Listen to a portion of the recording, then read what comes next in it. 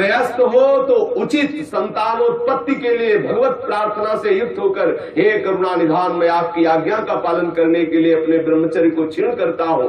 आपकी कृपा प्रसाद से मैं आपकी प्राप्ति के लिए गृहस्थ धर्म रूपी पूजा आपको स्वीकार करने के लिए प्रार्थना करता हूं। प्रभु, ये पूजा है, आप स्वीकार कीजिए। वो गृहस्थ धन्य है जो ब्रह्मचर्य पूर्वक संतानोत्पत्ति की क्रिया करके भगवान की आराधना करता है। जो विरक्त संपूर्ण रूप से ब्रह्मचर्य है, उसको विशेष साधना नहीं करनी पड़ती, अपने आप भगवती स्मृति अखंड होने लगती है, क्योंकि महाआनंद स्वरूप ब्रह्मचर्य है। महाआनंद, आप सोच भी नहीं सकते कि ब्रह्मचारी को कितना आनंद होता है। जो ब्रह्मचर्य धारण करता है उससे अपार आनंद, अपार सुख प्राप्त होता है। सभी सुखों में सर्वाधिक नष्ट करने वाला सुख एक काम सुख है। सबसे ज्यादा पतन करने वाला यह सुख है, सबसे ज्यादा नाश करने वाला सुख है। इसलिए सावधान, विषय सुख के लिए आप अपने ऐसे अमूल्य जीवन को नष्ट मत कीजिए। पहले जो गृहस्थ जन होते थे ब्रह्मचर्य, 25 वर्ष तक तो सब कोई ब्रह्मचर्य रहता था, चाहे वो गृहस्थ हो, चाहे वो विरक्त में जाना हो, चाहे वो जिस मार्ग में जाना हो। 25 वर्ष तक तो सबकी नींव ब्रह्मचर्य से युक्त होती है। अब 25 वर्ष तक तो हजारों दुर्गति हो जाती है, क्योंकि ऐसे ऐसे साधन चल चुके हैं, ऐसा कुसंग हो चुका है। वो दृश्य देख देख करके उनकी भावनाएं दूषित हो गई, वो अपने को नष्ट कर लेते हैं। फिर क्या रह गया जीवन? ये अमूल्य मनुष्य जीवन किस काम का रह गया? जब 10 वर्ष ब्रह्मचर्य रहकर भगवत भजन करके संतान उत्पत्ति करते थे, तो उन माताओं के गर्भ से कोई भगवत प्राप्त करने वाले साधक पैदा होते थे, या कोई महावीर पैदा होते थे जो देश की रक्षा के लिए अपने प्राणों को समर्पित कर देते, जो समाज को सुख पहुंचाने वाले ऐसे बालक पैदा होते थे।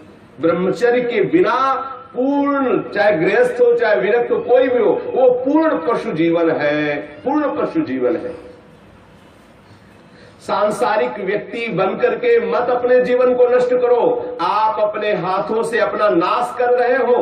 ध्यान रखो, ये गलती जो तुम कर रहे हो, ये आपको दोबारा मनुष्य जीवन मिलने वाला नहीं है। ऐसी गलती करके तुम्हें बहुत पछताना पड़ेगा। मौज मस्ती, लोग काहे की मौज मस्ती? धर्म मर्यादा का नाश करके, गुरुजनों की बनाई हुई शास्त्र मर्यादा का नाश करके तुम सुख प्राप्त कर सकते हो। कुछ समय मिला, कर लो जो करना है। ऐसे भयानक रोग पैदा होंगे कि मरोगे, कोई पानी देने वाला नहीं मिलेगा। ये सब नाटक भूल जाएगा। इसलिए शास्त्र और गुरु की बनाई हुई मर्यादा के अनुसार चलो, तो ही संसार में भी तुम सुख का अनुभव, जहां नहीं है सुख वहां भी अनुभव कर सकते हो, यदि शास्त्र और गुरु की मर्यादा से युक्त रहोगे, उनके बनाए हुए विधान के अनुसार चलोगे। ये जो आजकल सब चल रहा है ना, ये बहुत हानिकारक है। जिसके जीवन में छोड़ दो, जो जिनका ब्याह हो गया, वो अपने पति को छोड़ करके दूसरे पतियों के, पुरुषों की तरफ कामुक दृष्टि से देखती है। जानते हैं उनकी क्या दुर्गति होती है? हाँ, पति वंचक परपति रति करई, रो रो नरक कल्प शत परई। और विधवा होए पाए तरुणाई, अगला जन्म होगा और वैधव्य को प्राप्त हो जाएगी। जो पुरुष अपनी पत्नी का त्याग करके पर स्त्री से गमन करता है, तो नरक में जाकर के उसको तपाए हुए लोहे की लाल लाल ऐसे स्त्री आकृति से उसे हजारों वर्षों तक चिपकाया जाता है, जलता रहता, वहां मरना तो है नहीं। ऐसा मत सोचो कोई देख नहीं रहा। जैसी थरिवंश नरक गति दुर्भर, यम द्वारे कटियत नख छीके। वहां ऐसा हिसाब है कि कहां छीका, किस लिए छीका, और आपकी नाक काट दी जाएगी। मतलब वहां उंगली उठाने पर आपको दंड है। किस लिए उठाया, किसको उठाया, किस कारण से उठाया, किस समय में उठाया, एक एक वस्तु का हिसाब है। आप समझते हो मुझे कौन देख रहा है, क्या जान रहा है, मौज मस्ती ले लो। कुछ समय दिया गया आपको, ये मनुष्य जीवन कुछ समय दिया गया। आप चाहे जो कर लो, चाहे जितना दुराचार कर लो, या सदाचार करके श्री कृष्ण को रिझा लो, या दुराचार करके नरक की यात्रा कर लो। बहुत सावधान। यहां वर्णन कर रहे हैं महापुरुष जन कि जो जीवन में ब्रह्मचर्य शक्ति है, जिसे शुक्र कहते हैं, जिसे वीर शक्ति कहते हैं, इसका जो नाश करता है वो भयानक रोगों से ग्रसित हो जाता है। इसका एक नियम है, गृहस्थ धर्म का नियम है। इस पर हमारे शास्त्रों में सब वर्णन, इसीलिए सत्संग करना चाहिए। अब क्या है, आज मनोरंजन, लोगों को रिझाना, वक्ताओं को पसंद आ गया है, और जो श्रोता है उनको वही पसंद आता है। थोड़ी देर चटकीली बातें की, संगीत बजा, नाचे कूदे, घर गए, बोले कथा सुन के आए हैं। कथा का तात्पर्य, सत्संग का तात्पर्य आपका कुसंग का त्याग हो जाए।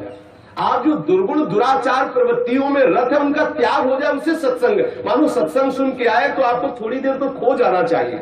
दूसरे को अपने आप पता लगे कि ये सत्संग सुन के आ रहा है, खो गया। अपने अंदर की कमियों को देख देख करके वो रो रहा है, हे करुणा निधान, मैं इतना नीच हूं, अभी तक तो मैं जान ही नहीं पा रहा था कि ये गलतियां है, मैंने कितनी गलती की, हे करुणा निधान, अब मुझे इन गलतियों से उबारो। सत्संग वो वस्तु है जो अपनी ब्रह्मचर्य शक्ति को नाश करता है तो उसकी शारीरिक शक्ति नष्ट हो जाती है, चेहरा पीला होने लगता है, चेहरे में झुर्रियां पड़ने लगती हैं, नेत्रों की शक्ति जाती रहती है, नेत्रों के आसपास नीली नीली रेखाएं प्रकट हो जाती है, आंखें धस जाती हैं और चेहरे में वो कांति नहीं रह जाती, अर्थात कांतिहीनता आ जाती है, याददाश्त नष्ट हो जाती है। वस्तु रख दी, भूल गए, कोई आज्ञा भूल गए। क्यों भूल गए? क्योंकि ब्रह्मचर्य नहीं, मेधा शक्ति क्षीण हो गई। भगवत स्मरण करोगे, कैसे भजन होगा? क्योंकि भजन वाली वस्तु तो आपने नष्ट कर दी। खिलवाड़ समझते हो क्या इससे? ये मनुष्य जीवन आपको मिला है भगवत प्राप्ति के लिए। सावधान, संतान भी प्रकट होगी तो महावीर और भगवान का प्रेमी महात्मा पैदा होगा यदि आप ब्रह्मचर्य से रहोगे। और कुमारगामी रहोगे तो अप्पू गप्पू पैदा होंगे, भी जूतों से मारेंगे आपको और बुढ़ापे में पानी नहीं देंगे, सड़ोगे ऐसे पड़े। जो सावधानी पूर्वक इसकी रक्षा नहीं करते उनको अनेक बार बड़ी बड़ी भारी विपत्तियों को भोगना पड़ता है। आप क्या समझते हो? जिस वीर शक्ति से ऐसे सुंदर संतान की उत्पत्ति होती है, उसी वीर शक्ति को आप मनोरंजन में नष्ट कर रहे हैं। ये हत्या है, हत्या। शास्त्र वर्णन करते हैं, आपको भोगना पड़ेगा उसका दंड। जैसे माताओं के गर्भ में पलते हुए शिशु को वो गर्भ हत्या जैसे पाप कर देती है, ऐसे पुरुषों को सावधान रहना चाहिए। संतानोत्पत्ति के निमित्त से किया गया ब्रह्मचर्य खंडित भगवत उपासना माना जाएगा और अपनी वासना से प्रेरित होकर ब्रह्मचर्य नष्ट करना या अन्य उपायों से ब्रह्मचर्य नष्ट करना वो हत्या में लिखा जाएगा। इसीलिए अंतःकरण मलिन हो जाता है और भगवत भजन का केवल वो एक क्रिया मात्र होने लगता है, आनंद का अनुभव नहीं होता। आपको यदि भगवत प्रेम प्राप्त करना है, भगवत भक्ति प्राप्त करना है तो आप अपनी इस जीवनी शक्ति की रक्षा कीजिए। आप अपनी जो आंतरिक वृत्ति कामुक हो चुकी है उसको संभालने की चेष्टा कीजिए। जो अपने इस स्नायु तंत्र को पुष्ट रखना चाहते हैं उनको अपनी इस मूर्खता को खोना होगा। क्या मूर्खता? वो सोचते हैं कि मैं विषय में अपनी ब्रह्म शक्ति को नष्ट करके, बादाम पा करके, दूध पी करके, मकरंद ध्वज खा करके और अपने को फिर पुनः पुष्ट कर लेंगे। ध्यान रखना, ये जितना पाओगे उतनी वासना पुष्ट होगी। जिसके चेहरे की तरफ देखो ऐसा लगता है जैसे किसी मकान में आग लगा दी जाए तो फिर वो मकान की शोभा क्या होती है। ऐसे जिसके जीवन में पुण्य नहीं रह गए, भगवत आराधन नहीं रह गया, ब्रह्मचर्य नहीं रह गया, सदाचार नहीं है, बड़ों का सम्मान नहीं, उसका जीवन क्या है? जीवन कैसा पशुवत जीवन हो रहा है। छोटे छोटे अभी बच्चे 15-16 वर्ष के माता पिता के अवहेलना करके मनमाना आचरण करते हैं। ये जो ब्रह्मचर्य, इस पर विशेष ध्यान दिया जाए। यदि हम ब्रह्मचर्य पर ध्यान नहीं देते तो स्मरण शक्ति का नाश, शरीर में मोटापा, दिल की कमजोरी, अस्मायिक वृद्धावस्था का प्रकट हो जाना, नपुंसकता, नेत्रों के रोग बढ़ना और नाना प्रकार से अंदर ही अंदर सब खोखलापन हो जाना।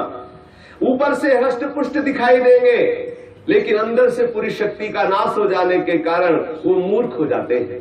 मतलब बुद्धि भी मूर्ख हो जाती है, शरीर भी शिथिल हो जाता है, किसी काम नहीं, किसी काम के नहीं रह जाते हैं।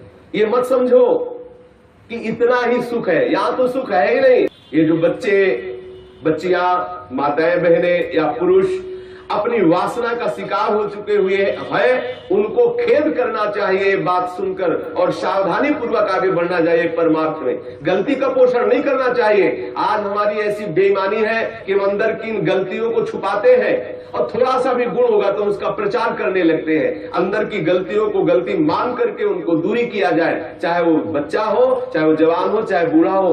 गलतियों को छोड़ करके भगवत मार्ग में आगे बढ़ो तो आनंद का अनुभव होगा। ये प्राणों की पूर्ण शक्ति है, जीवनी शक्ति है, इसे व्यर्थ में नष्ट मत करो। सावधान हो। देखो आप थोड़ी देर ब्रह्मचर्य रह करके देखो, आपके नेत्रों में चमक आ जाएगी, आपके कपोलों पर लावण्य आ जाएगा, आपके हृदय में बिना कुछ किए एक आनंद की लहर सी दौड़ती रहेगी। थोड़े दिन रह के देखो।